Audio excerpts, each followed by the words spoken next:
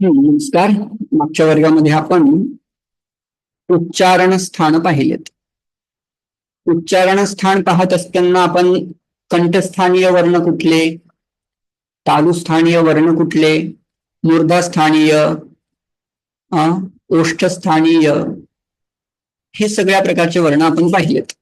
तर कुठला वर्ण कुठल्या उच्चारण स्थानातून उच्चारिले जातं हे सगळं तुम्हाला आता बऱ्यापैकी कळलेलं आहे असं मला वाटतं.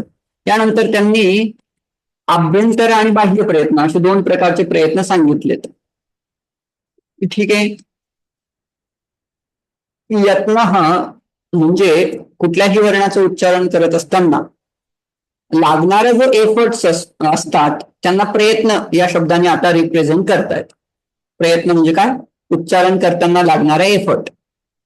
तो एफर्ट दोन प्रकारचा असतो, एक तर आभ्यंतर आणि दुसरा असतो बाह्य. त्याच्यात सगळ्यात पहिल्यांदा आभ्यंतर प्रयत्न समजून घ्या, कारण याचा मुख्यत्वे ग्रामरमध्ये उपयोग होतो. जो बाह्य प्रयत्न आहे त्याचा अधिक उपयोग नाहीये, कुठेतरी रेअरली त्याचा उपयोग होतो. जसं की वाघ हरी वाघ घरी, हकाराच्या ठिकाणी घकार कसा होतो, काही अशा निवडक ठिकाणी त्याचा उपयोग होतो. पण मुख्यत्वाने तुम्हाला आभ्यंतर प्रयत्न जाणून घ्यायचा आहे, बाह्य प्रयत्नाची गरज नाही शकत. ठीक आहे. तर आभ्यंतर बाह्यश्च असे त्या प्रयत्नाचे दोन प्रकार आहेत. त्याच्यातला आद्य म्हणजे आभ्यंतर, त्याचे 5 प्रकार आहेत. कुठले? स्पृष्ट, ईषत् स्पृष्ट, ईषद विवृत्त, विवृत्त आणि संवृत्त. 5 प्रकार. कुठले कुठले? स्पृष्ट प्रयत्न, ईषत् स्पृष्ट प्रयत्न, ईषद विवृत्त प्रयत्न, विवृत प्रयत्न आणि संवृत्त प्रयत्न. हे 5 प्रकार. ठीक आहे. हे जर तुम्हाला थोडं लिहून दाखवतो. तुम्ही काय करा, एक चार्ट बनवा, वहीचं पेज वगैरे असेल त्याच्यात असं लिहून घ्या.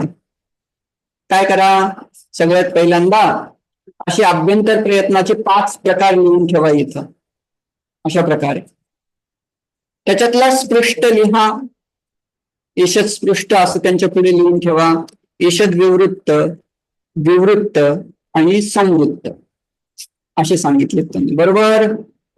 आता मी तुम्हाला स्पृष्ट प्रयत्न काय, ईषद स्पृष्ट काय, ईषद विवृत्त काय, विवृत्त काय आणि संवृत्त काय हे जरा सांगतो, लक्ष देऊन ऐका.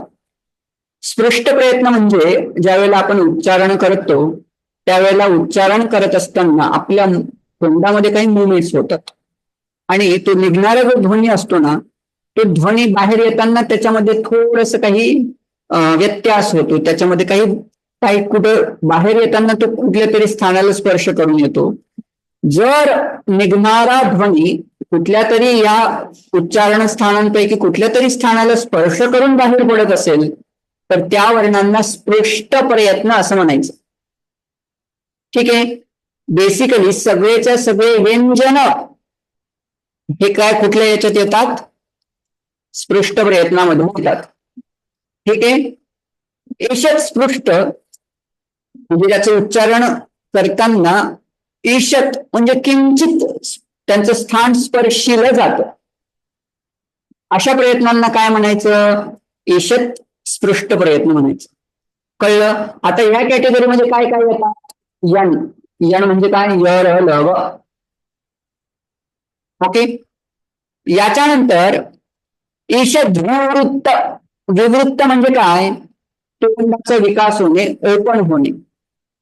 ज्या ज्या वेळेला आपण स्वरांचं उच्चारण करतो त्यावेळेला आपलं मुख उद्घाटन, मुखाचं उद्घाटन होतं. जसं की तोंडामध्ये बऱ्याच पैकी हालचाल मला दिसून येते. म्हणून सगळ्या स्वरांना काय म्हणायचं? विवृत्त आभ्यंतर प्रयत्न म्हणायचं. कारण का? तोंड ओपन होतं. पण काही असे वर्ण आहेत त्यांचं उच्चारण करत असताना तोंड थोडस ओपन होतं. असे कुठले आहेत? स, स, स. तुम्ही जर माझ्या तोंडाकडे व्यवस्थित पाहिलं तर तुम्हाला लक्षात येईल, ज्या वेळेला आपण स्वर उच्चारतो जसं की अ मध्ये माझ्या तोंडाचा विकास एवढा झालेला आहे, खूपच. स, स, स असं म्हणतो, त्यावेळेला थोडस तोंड उघडलेलं, ईशत म्हणजे थोडस. तर हे लक्षात आलं. आता हे लक्षात आलं असेल तर मी तुम्हाला पुन्हा त्या पेजवर जातो आणि क्लॅरिटी देतो याच्याविषयी. बघा, आता त्यांनी प्रत्येक प्रयत्न या ठिकाणी सांगितलेला दिसत आहे. हा, आता ज्या वेळेला तुम्हाला स्पृष्ट, तुम्ही पेजवर स्पृष्ट प्रयत्न लिहिला ना, त्याच्या पुढे लिहा तत्र स्पृष्टम प्रयत्नम स्पर्शानाम. स्पर्शानाम म्हणजे संपूर्ण व्यंजनानाम, सगळ्या व्यंजनांचा जो प्रयत्न असतो त्याला काय म्हणायचं? आभ्यंतर स्पृष्ट प्रयत्न. म्हणजे काय? निघणारा जो ध्वनी असेल ना, तो जर सगळ्या स्थानांना, कुठल्या ना कुठल्या तरी स्थानांना स्पर्श करून बाहेर येत असेल, त्या त्या वर्णांना, त्या त्या व्यंजनांना या ठिकाणी स्पृष्ट प्रयत्न म्हणतात. कळलं? त्याच्यानंतर एषत स्पृष्ट असा आभ्यंतर प्रयत्नाचा दुसरा प्रकार सांगितला. तो प्रयत्न सांगत असताना कुठले वर्ण हे ईशत स्पृष्ट असतात? अंतस्थानाम. अंतस्थ म्हणजे कोण? य, र, ल, व यांना अंतस्थ वर्ण म्हणतात. ठीक आहे, हे कळले. त्याच्यानंतर ईशत विवृत्त. विवृत्त म्हणजे त्यांचं उच्चारण करत असताना तोंड थोडस एकसाणू पावतं. ते कोण? ऊष्म नाम. उष्म वर्ण कुठले? श, श, स. यांना काय म्हणायचं? यांना ऊष्म वर्ण म्हणायचं. श, श, स, ह पण त्याच्यात काउंट होतो. त्याच्यानंतर विवृत्त असे कुठले वर्ण आहेत? म्हणतात स्वराणाम विवृत्तम प्रयत्न म्हणतात. सगळ्याचे सगळे स्वर हे विवृत्त म्हटले जातात. एवढं कळलं? मग समृद्ध काय आहे? म्हणतात रस्वस्य अवर्णस्य प्रयोगे समृद्धम. ज्यावेळेला आपण याला लिहित असतो ना, त्यावेळेला त्याला त्याचा प्रयोग करत असतो, त्यावेळेला त्याला समृद्ध म्हणायचं. आणि तो प्रक्रिये दिशेत ज्या वेळेला असतो, ज्यावेळेला लेखनात असतो, त्यावेळेला त्याला विवृत्त म्हणायचं. हे झाले आभ्यंतर प्रयत्न. पाचही आभ्यंतर प्रयत्न कळले. स्पृष्ट, ईशत स्पृष्ट, ईशत विवृत्त, विवृत्त आणि समृद्ध, एवढे 5 प्रकार आभ्यंतराचे. हे जर कळलेत ना तर सफिशियंट होईल. तुम्ही मग बाह्य प्रयत्नांचा अधिक विचार नाही जरी केला तरी हरकत नाही, कारण त्यांचा एवढा फायदा नाहीये. पण आता ओघाने आलं तर ते सांगून टाकतायत. आता तुम्हाला स्थान आणि आभ्यंतर प्रयत्न हे कळाले.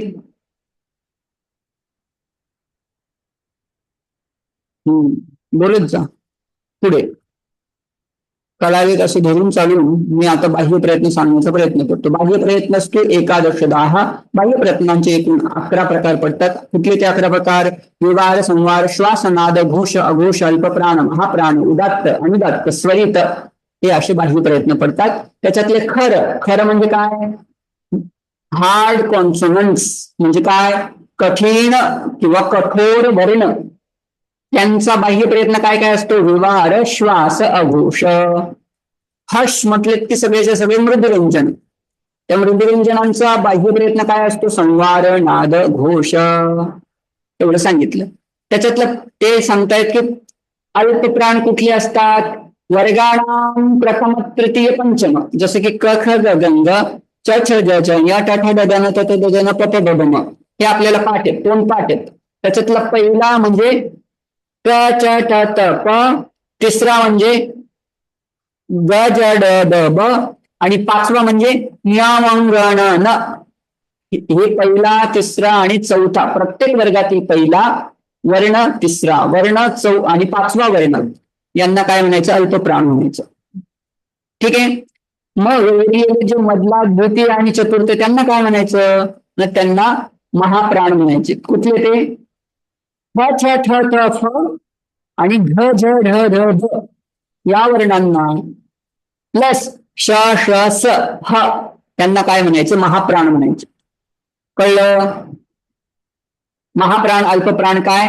तर प्रत्येक वर्गातील पहिला, तिसरा, 5वा प्लस य, र, ल, व यांना मिळून अल्पप्राण होतो. या वर्णांना बेसिकली अल्पप्राण म्हणतात, कारण त्यांचं उच्चारण करत असताना कमी प्राणाची आवश्यकता असते. आणि ज्या वर्णांचं उच्चारण करत असताना तुम्हाला डबल प्राण यूज करावा लागतो. जसं की ख असं म्हणत असताना, घ असं म्हणत असताना, तसंच छ आणि झ. च म्हणण्यासाठी अधिक प्राण नाही लागत, पण झ म्हणण्यासाठी अधिक प्राण लागतो. छ म्हणण्यासाठी अधिक प्राण लागतो. ज म्हणायला अधिक प्राण लागत नाही, पण झ म्हणायला डबल प्राण लागतो, म्हणून त्यांना महाप्राण म्हणायचं. महाप्राण म्हणजे ज्यांना डबल प्राण लागतो. ठीक आहे. स्पर्शवर्ण असा तुम्ही उल्लेख केला होता इथं. स्पर्शवर्ण म्हणजे नेमके कुठले आहेत बरं स्पर्शवर्ण? इथे त्याची व्याख्या करतात. क आदयः म अवसानाः स्पर्शाः, म्हणजे क पासून तर म पर्यंत, कचडतप खचडतप गजडदब घजडदब असे सगळे मिळून क पासून तर म पर्यंत, किंवा कथ गंग चच गजन टठ गजन तथ गजन पथ गजन पासून तर मग पर्यंत जेवढे काही वर्ण असतात ना त्यांना काय म्हणायचं? स्पर्शवर्ण, स्पर्शव्यंजन असं म्हणायचं. मागच्या याच्यामध्ये त्यांनी अंतस्थ असा शब्द वापरला, पण अंतस्थ नेमके कोणते आहेत ते सांगण्यासाठी इथं सूत्र आलं. लनो अंतस्थाः यन. यन प्रत्याहार कुठे आला बरं?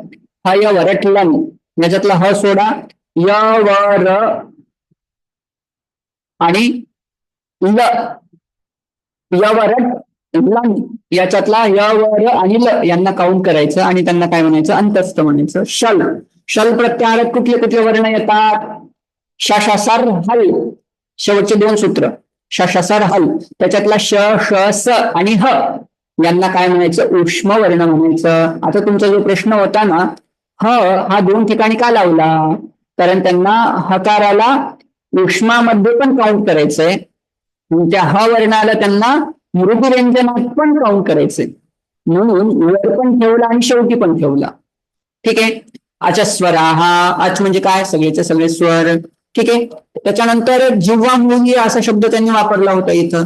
ते जिव्हामूल्य म्हणजे नेमकं काय? जिव्हामूल्य वर्ण म्हणजे काय सांगतायत? अच आणि अच इति कथाभ्याम प्राक अर्धविसर्ग सदृश जिव्हामूल्य. एखादा विसर्ग असेल, त्या विसर्गाच्या पुढे क किंवा ख येत असेल ना, असा दिसणारा जो अर्धविसर्ग आहे, असा वस्तुतः तसा विसर्ग तुम्हाला पाहायला नाही मिळणार. पण काय करायचंय? जेव्हा जेव्हा विसर्गाच्या पुढे क किंवा ख येत असेल ना, त्या विसर्गाला जिव्हामूल्य म्हणायचं. अफ अफ आणि अफ इथे पफाभ्याम प्राक अर्धविसर्ग सदृश उपध्मानीय. म्हणजे काय? विसर्गाच्या पुढे जर प किंवा फ येत असेल तर त्या विसर्गाला काय नाव देणार? उपध्मानीय. एवढं कळलं. आता याच्यानंतर त्यांनी काही अयोगवाह सांगितलेत. अनुस्वार आणि अह ते सांगण्यासाठी ते म्हणतात की अम्न अह इति अचह परऊ अनुस्वार विसर्ग. म्हणजे काय? स्वराच्या पुढे, स्वराच्या नंतर तिथे जर असा डॉट तुम्हाला पाहायला मिळत असेल, त्या डॉटला त्यांनी नाव दिलंय अनुस्वार. स्वराच्या पुढे जर दोन डॉट येत असतील, त्या दोन डॉटला, दोन बिंदूंना काय म्हणायचं? विसर्ग. बस एवढं कळलं. आता तुम्हाला काय सांगायचं होतं? हे सगळं विस्तार कशासाठी केला? सवर्ण. सवर्ण म्हणजे काय ते सांगण्यासाठी. आता कोणाला सवर्ण म्हणायचं? तर त्यांच्या दोन काय आहेत तिथं, त्याला काय म्हणतात, दोन दर्जा आहेत. उच्चारण स्थान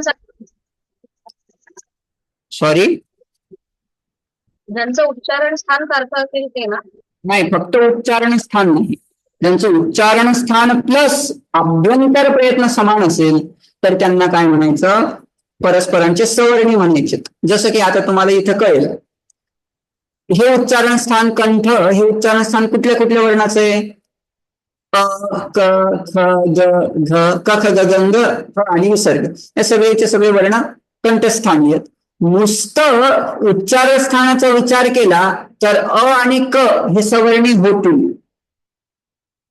बरोबर. क आणि ख सवर्ण असला तर ठीक आहे, पण अ आणि क हा सवर्णी होऊ शकत नाही.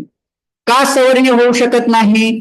कारण सवर्णत्वासाठी त्यांना स्थान तर आवश्यक आहे, पण स्पर्श अभ्यंतर प्रयत्न सुद्धा मॅच झाला पाहिजे. आकाराचा अभ्यंतर प्रयत्न काय होता? गुणवृत्त स्वरानाम. आणि सकाराचा अभ्यंतर प्रयत्न काय होता? सकाराचा अभ्यंतर प्रयत्न आपण पाहिला स्पर्श, आणि स्पर्शांचा अभ्यंतर प्रयत्न स्पृष्ट. आकाराचा आकार आणि ककार हे दोघी सवर्णी असू शकतात का, असा जर प्रश्न असेल तर नाही. जरी ते एकाच उच्चारण स्थानातील आहेत पण त्यांचा अभ्यंतर प्रयत्न वेगवेगळा आहे. आकाराचा अभ्यंतर प्रयत्न विवृत्त आहे आणि ककाराचा अभ्यंतर प्रयत्न स्पृष्ट आहे, म्हणून ते दोघही एकमेकांचे सवर्णी नाहीत. कळलं? तर तुम्हाला आता सवर्ण सवर्ण म्हणजे काय हे तुम्हाला बेसिकली कळलं आहे की ज्यांचे उच्चारण स्थान समान आहे प्लस ज्यांचा अभ्यंतर प्रयत्न समान आहे त्या दोघांना परस्पर एकमेकांचे काय म्हणायचं, सवर्णी म्हणायचं. तेच इथं त्यांनी स्पष्ट केलंय बघा. तालु आदिस्थानम प्लस अभ्यंतर प्रयत्न चकाराने दोघेही घ्यायचे. तालु आदिस्थान पण घ्यायचं, अभ्यंतर प्रयत्न, बाह्य प्रयत्नाची सध्या आवश्यकता नाही इथं. ओघाओघाने त्यांनी डिस्क्राईब केलं ते पण. इति एतद्वयम यस्य येन तुल्यम भवति, म्हणजे ज्या वर्णाचा तालु आदिस्थान ज्या वर्णाशी तुल्य आहे, समान आहे, ज्या वर्णाचा अभ्यंतर प्रयत्न ज्या वर्णाशी तुल्य आहे, ते दोघही एकमेकांचे तन्वितः, त्या दोघांची जोडी काय म्हटलं जातं, सवर्ण संज्ञम स्यात्. आता थोडस अजून त्याच्यात एक वार्तिक इन्क्लूड करतायत. वस्तुतः ऋ या स्वराचं उच्चारण स्थान काय आहे, ऋ या स्वराचं उच्चारण स्थान ऋतुरषाणाम मूर्धा.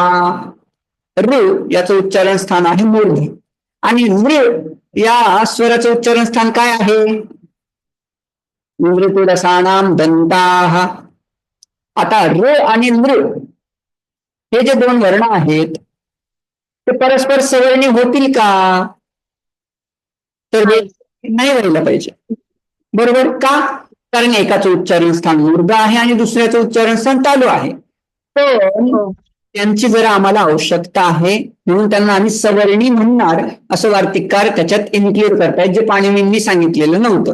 वार्तिककार म्हणतात ऋ नृ वर्णयोः नितः सावर्णम वाच्यम, या दोघांना तुम्ही सवर्ण म्हणा. जरी त्यांचे स्थान समान नसतील तरी सुद्धा त्यांना सवर्णी म्हणा असं आम्हाला सांगायचं तुम्हाला, असं त्यांनी सांगितलं. आणि त्याचं एक प्रयोजन आहे, ते प्रयोजन तुम्हाला सूत्रांमध्ये नंतर जर विस्ताराने अधिक अध्ययन केलं तर तुम्हाला कळून येईलच. ठीक आहे, कळलं. याच्यानंतर हे खूप आवश्यक आहे, हे सगळं पाठ करा. काय, आकुह विसर्जनीयानाम कंठः, एवढं पाठ केलं तर तुम्हाला लक्षात येईल अ आ क ख ग ग ह आणि विसर्ग यांचं उच्चारण स्थान कंठ असतं. आणि परीक्षेमध्ये हमखास हे तुम्हाला प्रत्येकाचे नुसतं एवढं जर पाठ केलं तर तुम्हाला 2 मार्क आहेत. याच्यातलं काही पण विचारतात, सांगा कंठस्थानीय वर्ण कुठले किंवा अ आणि क हे समान आहेत का, यांचं उच्चारण स्थान काय, असं काही प्रश्न विचारतात आणि त्याचे तुम्हाला 2 मार्क हमखास असतात. त्याच्यामुळे आकुह विसर्जनीयानाम कंठः, इचुयशानाम तालु, ऋतुयशानाम मूर्धा, मृतिलसानाम दंताः, उपध्मानीयानाम ओष्ठौ, यमंगननानाम नासिका च, एदैतोः कंठतालु, ओदैतोः कंठोष्ठम, वकारस्य दंतोष्ठम, जिह्वामूलीयस्य जिह्वामूलम, इथपर्यंत पाठ करा. आकुह विसर्जनीयानाम कंठ अप्पू जिह्वामूलीयस्य जिह्वामूलम, हे पाठच करा, कामाचं आहे. ठीक आहे, आता पुढच्या सूत्राकडे जातो. आता ते म्हणतात जर असं तुम्हाला सवर्णी वगैरे तुम्ही सांगितलं पण कधी आम्ही ग्रहण करायचं सवर्णाचं, तर त्याच्यासाठी एक जरा विशेष सूत्र आहे, कळलं तर बघा. अनुदित सवर्णस्य चा प्रत्यय. प्रत्यय म्हणजे काय, प्रत्यय म्हणजे प्रतीयते विधीयते इति प्रत्यय. म्हणजे काय, एखाद्या सूत्रामध्ये जो आदेश रूपाने विहित केलेला आहे त्याला आम्ही काय म्हणणार, प्रत्यय म्हणणार. फॉर एक्झाम्पल इकोयनची या सूत्रामध्ये आदेश कुठला आहे, एकः स्थाने यन स्यात् अची, याच्यामध्ये विहित कोण आहे, यन हा विहित आहे आणि कोण विहित नाहीये, इक आणि अच हे दोघेही विहित नाहीये. थोडं किचकट टॉपिक आहे पण थोडं सांगण्याचा प्रयत्न करतो मी. प्रत्यय म्हणजे काय, ज्याचं आदेशत्वाने विधान केलेलं आहे त्याला प्रत्यय म्हणायचं. मग प्रत्यय कोण नसतात, आदेशाशिवाय ज्यांचं विधान केलेलं आहे त्यांना काय म्हणायचं? अप्रत्यय म्हणायचं. असे जे अप्रत्यय असतात ना ते परस्परांच्या सवर्णी असतात. म्हणजे काय? नुसत्या एकाराच्या ग्रहणाने तुम्हाला ऱ्हस्व दीर्घ प्लुत याचं ग्रहण करता येईल कधी? ज्या वेळेला ते आदेश रूपाने विहित नसतील त्यावेळेला. तेच आता थोडंसं स्पष्ट करण्याचा प्रयत्न करतायत. अविधीयमान अन अन. आता हा जो अन प्रत्याहार येतो ना हा अन प्रत्याहार माहेश्वर सूत्रांमध्ये 2 वेळाला काउंट करता येतो. पहिला कुठला? ऐऊन, हा एक अन प्रत्याहार येतो. आणि दुसरा प्रत्याहार कुठला? ऐऊन रेल्रेक एओंग ऐ औच हयवरट लन. ठीक आहे. आता हे 2 वेळा जरी अन प्रत्याहार येत असतील पण या सूत्रामध्ये येणारा जो अन प्रत्याहार आहे ना तो परेण ग्राह्य म्हणजे लन लन या सूत्रापर्यंत अन या प्रत्याहाराचं ग्रहण करायचं या सूत्रापुरतं फक्त. ठीक आहे. आता त्याचं काय प्रयोजन आहे? ते म्हणतात अविधीयमान जो अन असेल आणि उदित. उदित म्हणजे काय? कु चू टू तू तू हे जे मागच्या आपण स्थान पाहत असताना कु चू टू टू टू हे जे पाहिलेत ना, कु म्हणजे कख गगंग, चू म्हणजे चू चू चछ जजन, टू म्हटलं तठ ददन, तू म्हणजे तथ ददन, प म्हणजे पु म्हणजे पफ बबम. याच्यामध्ये जो उ आहे ना त्याला उदित म्हणायचं. त्याच्यातला जो उ आहे ना त्याची ईच संज्ञा होते. ठीक आहे. असे असणारे जे अविधीयमान अन प्लस उदित ते काय करत असतात? सवर्णस्य संज्ञास्या, ते सवर्णी यांचं ग्रहण करत असतात. पण कधी? ज्या वेळेला ते आदेश रूपाने सूत्रामध्ये लिहित नसतात त्यावेळेला. आता हे कशासाठी एवढं सांगितलं त्यांनी? सांगण्याचं तात्पर्य असं आहे, जर तुम्हाला सूत्र कदाचित पूर्वी तुम्ही अध्ययन केलेलं असेल तर कदाचित सोपं जाईल समजून घेण्यासाठी. पुन्हा एकदा सांगतो. उदाहरण आहे प्रति प्लस एकम. प्रति प्लस एकम. ठीक आहे. असं एक उदाहरण आहे. याच्यामध्ये संधी काय होईल? प्रति प्लस एकम. प्रति प्लस एकम मध्ये ई चेंजेस टू य. प्रत्येक. बरोबर. बरोबर. हा. हो. हे उदाहरण सांगतो. दीर्घ ई. नदी प्लस एक काय होईल? ई प्लस ए ऐ होणार. नदी प्लस एक नद्यैक. नद्यैक कुठली संधी होईल? ई प्लस ए इक्वल टू ए चेंजेस टू ऐ. अरे बाबा, ही संधी कधी होते? ज्या वेळेला पहिल्या पदाच्या शेवटी अ किंवा आ असेल आणि पुढे जर ई उ रु रू असेल तर गुणादेश होणार आणि ऐ औ असेल तर ए ऐ ओ औ असेल तर वृद्धी होते. बरोबर. पण इथं पहिल्या पदाच्या अंती अ किंवा आ नाहीये, इथं ई आहे. मग यनादेश होईल. बरोबर. ओके. देख असं होईल. लिहून ठेवा हे 2 उदाहरण. मी तुम्हाला थोडस या सूत्राचा अर्थ सांगण्याचा प्रयत्न करतो. ओके. प्रत्येक आणि नद्देक असं लिहा सध्या. ठीक आहे.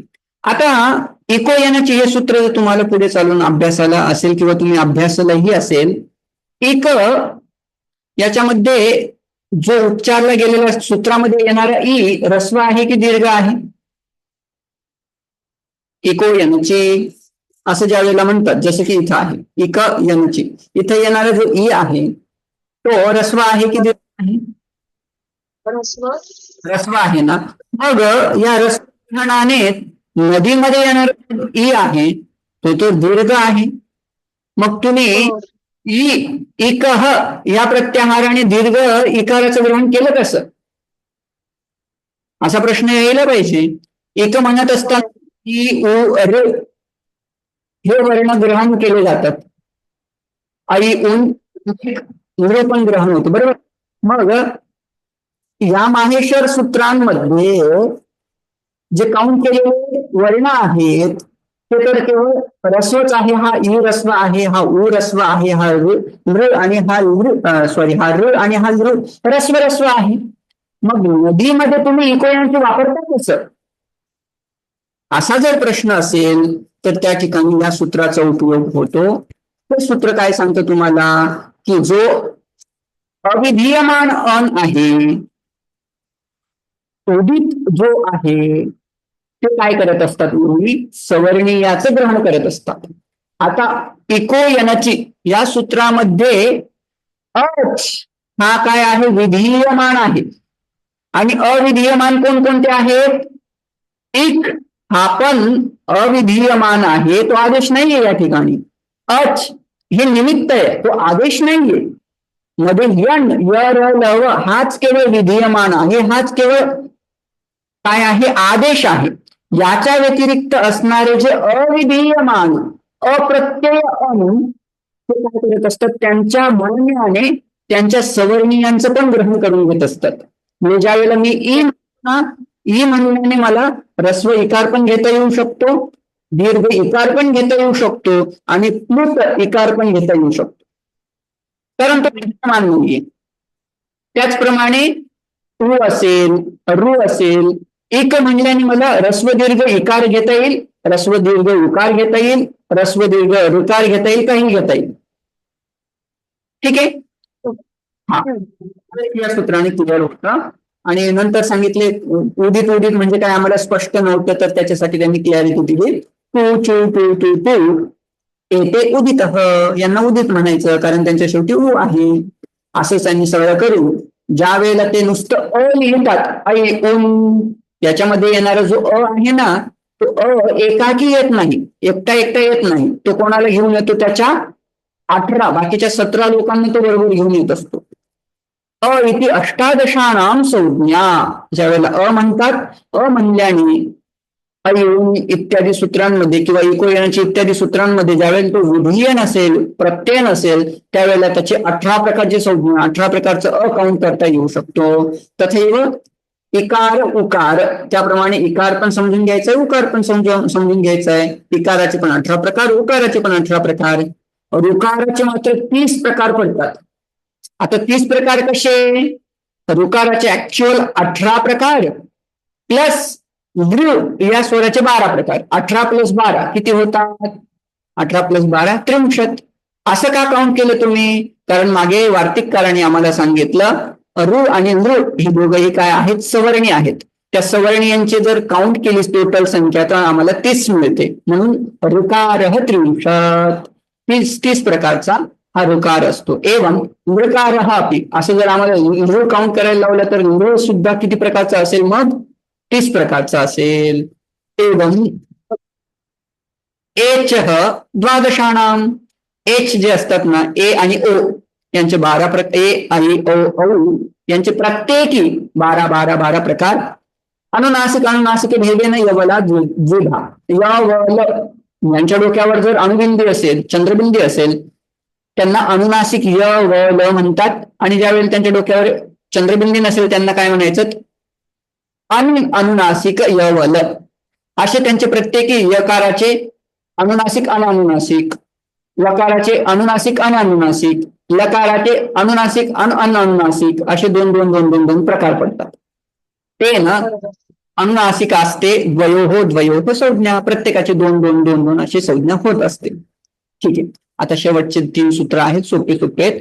परसन्निकर्ष संहिता वर्णानाम अतिशयितः सन्निधी संहिता संज्ञा स्यात्. म्हणजे काय, ज्या वेळेला 2 वर्ण शब्द लक्षात घ्या आणि व्यंजन शब्द लक्षात ठेवा, म्हणजे तुम्हाला पुढचे 2ही सूत्र लागतील. ज्या वेळेला वर्ण एकत्रित येतात, म्हणजे काय 2 वर्ण जर जवळ आलेले असतील ना तर त्या दोघांच्या मध्ये जर काही व्यवधान नसेल तर त्यांना संहिता म्हणायचं. जसं की प्रति प्लस एकम प्रत्येकम, तिथला जो येणारा ई आणि ए आहे ना त्या दोघांमध्ये काय आहे, संहिता आहे. ठीक आहे.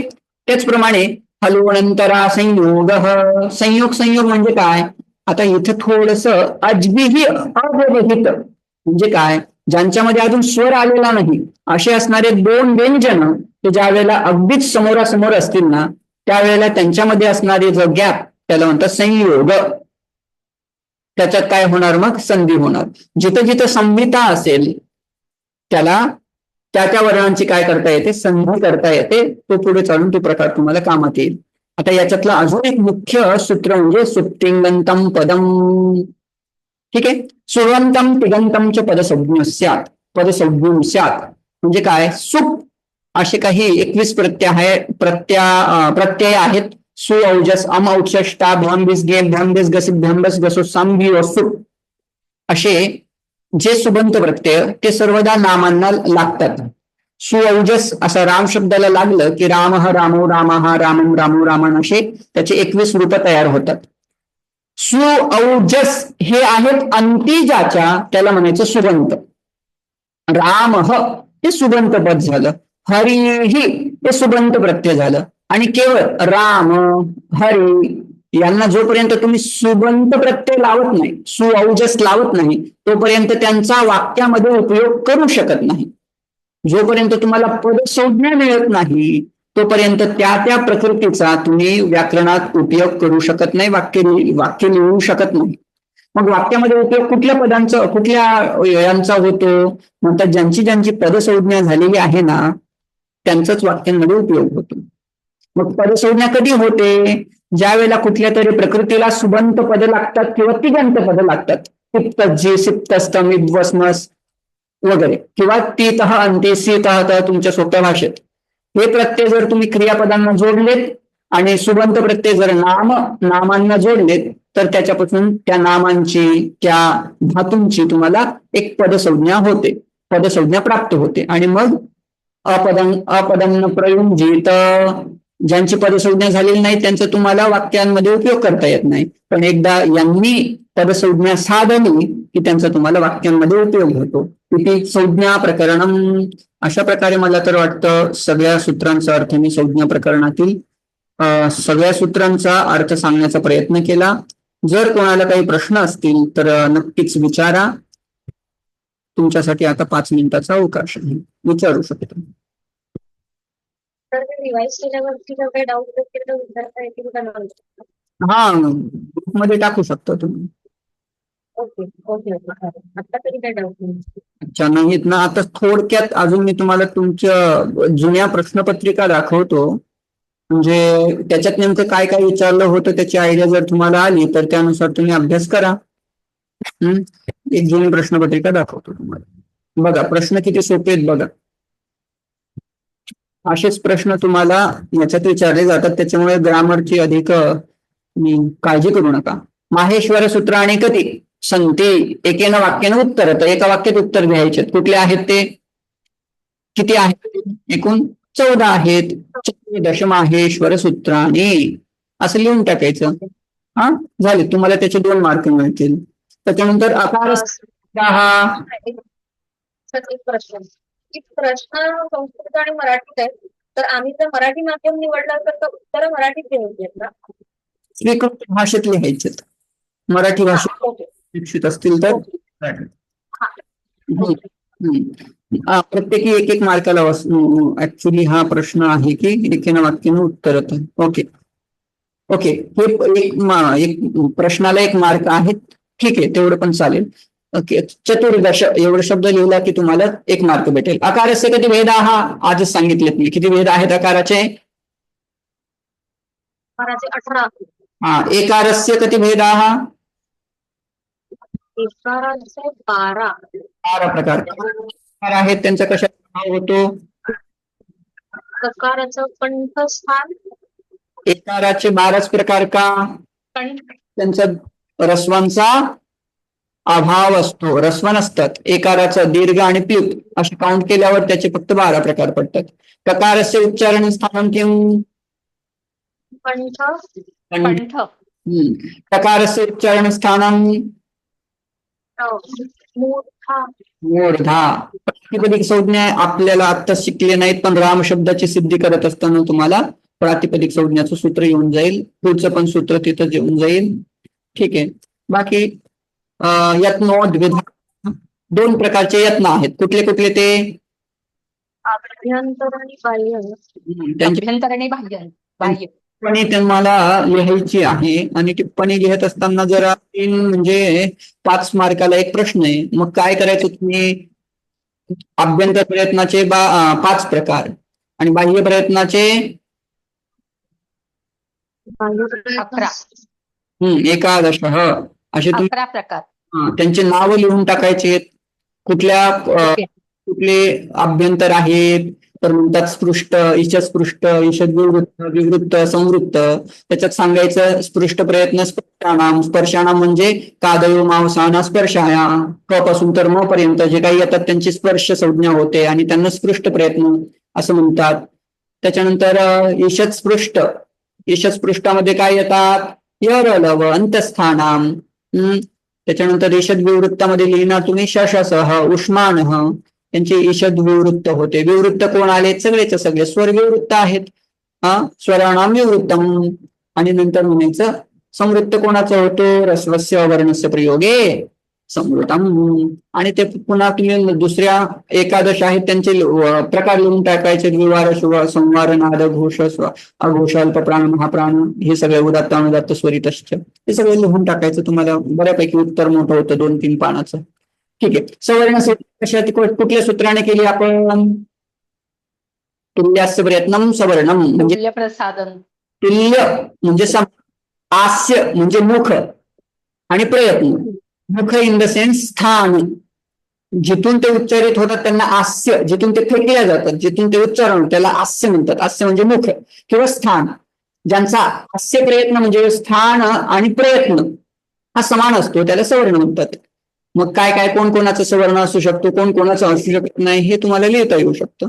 संहिता म्हणजे काय,